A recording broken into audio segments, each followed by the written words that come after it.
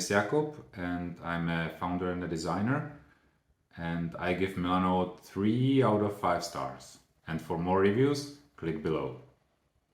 So before I started using Milanote, I just had all my inspirational images and all my mood boards placed basically in one folder, and it was a total mess. Also sharing it with my coworkers or colleagues or even with the client was not so easy. So what we did, we basically made mood boards in Illustrator, and it wasn't the best tool to do or to use. So we actually moved to Milanote after that because it seemed like a good option. It offered a nice interface. It was perfect. We chose Milanote because at one point it seemed like a super cool tool. I believe it is still a super cool tool. And it helped us organize our assets. It helped us share our boards and documents across the company, and with my colleagues we could cooperate on things, create content, and basically organize the stuff in a very simple way.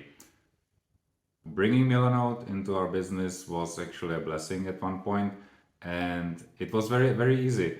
We just registered and we sent the invites to our coworkers, and everyone set up their account. We also got some free boards or items for the content inside Milanote, and we just started pulling content in and started working. So it was really without any hassle. It was very simple.